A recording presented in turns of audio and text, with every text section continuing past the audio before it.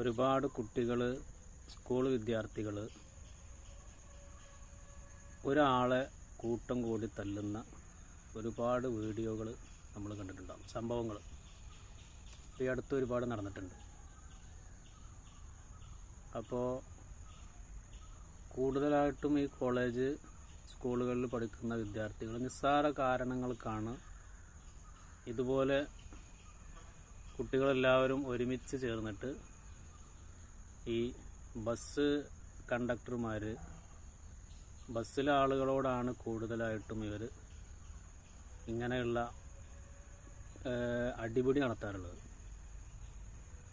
ഇപ്പോൾ ഇവർ കരുതുന്നത്, ഈ വിദ്യാർത്ഥികൾ കരുതുന്നത്, ഈ കൂട്ടം കൂടിയിട്ട് 8-10 കുട്ടികൾ ചേർന്നിട്ട് ഒരാളെ തല്ലുന്നത് വലിയ എന്തോ ഒരു ആണത്തമാണ്, അല്ലെങ്കിൽ അതൊരു വലിയ ധീരതയാണ് എന്നൊക്കെ കരുതിയിട്ടാണ് ഇവർ ചെയ്യുന്നത്.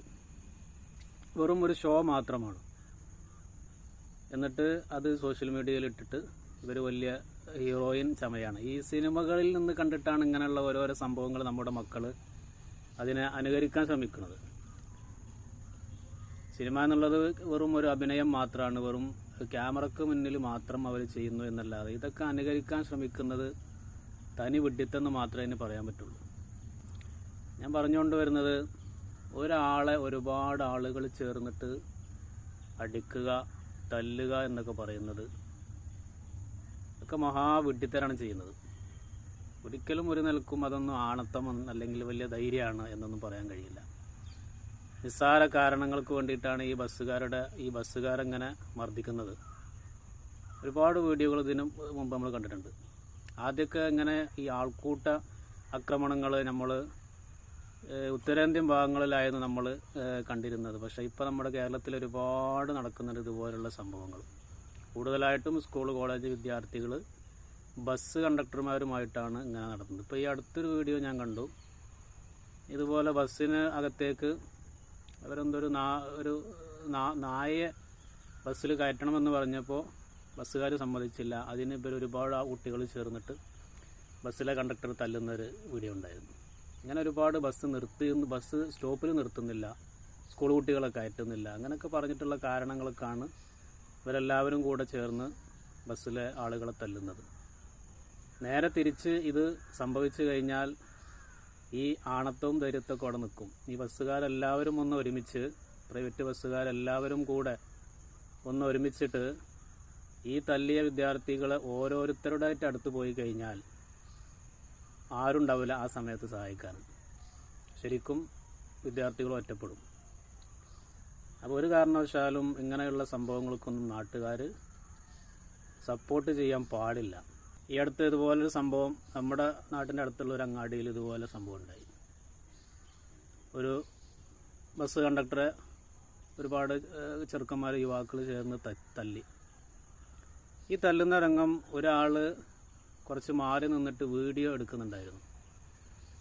ആ വീഡിയോ എടുക്കുന്ന ആളെയും 2-3 കുട്ടികൾ, ഈ തല്ലുന്ന കൂട്ടത്തിൽപ്പെട്ട 2-3 കുട്ടികൾ കണ്ടു. അങ്ങനെ ഈ കുട്ടികൾ ഈ വീഡിയോ എടുക്കുന്ന ആളെ അടുത്തേക്ക് പോയിട്ട് അയാളുടെ ഫോണ് തട്ടിപ്പറിച്ച് വാങ്ങാൻ ശ്രമിക്കുകയും അയാളോടും ഇവർ ചൂടാവുകയും ഒക്കെ ചെയ്തു. ഈ പൊതു റോഡിൽ വെച്ചുകൊണ്ട് ഇവർക്ക് ഇതുപോലെയുള്ള വേണ്ടാത്തരം കാണിക്കാമെങ്കിൽ ഇത് വീഡിയോ എടുക്കുന്നതിനാണോ പ്രശ്നമുള്ളത്? ഒരു പൊതു റോട്ടിൽ വെച്ചിട്ട് ഒരാളെ ക്രൂരമായിട്ട് മർദ്ദിക്കുന്നതിന് യാതൊരു കുഴപ്പമില്ല. അത് വീഡിയോ എടുക്കുമ്പോൾ അത് ഭയങ്കര വിഷയമായി.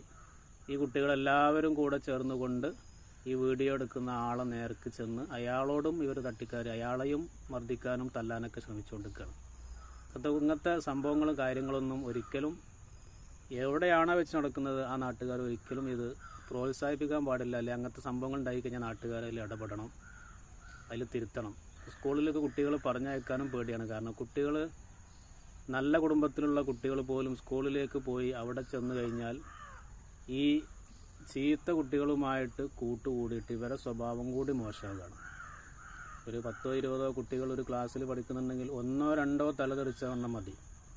ഇവരുടെ കൂടെ കൂടിയിട്ട് ബാക്കിയുള്ളവരും കൂടെ സ്വഭാവം നശിക്കുന്ന ഒരു തരത്തിലേക്കാണ് സ്കൂൾ വിദ്യാഭ്യാസം പോകുന്നത്. സ്കൂളിലെ അവസ്ഥകളൊക്കെ ചിലപ്പോൾ കുട്ടികൾ തന്നെ പറയും, കുട്ടികളും ടീച്ചർമാർ ഒന്ന് പറഞ്ഞു കഴിഞ്ഞാൽ 4 എണ്ണം തിരിച്ചു പറയും.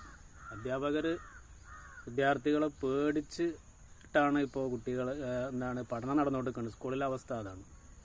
ശരിക്കും ഇത്തരം കാര്യങ്ങളൊക്കെ സ്കൂളിൽ നിന്ന് തന്നെ കുട്ടികൾക്ക് ബോധവൽക്കരണം കിട്ടണം.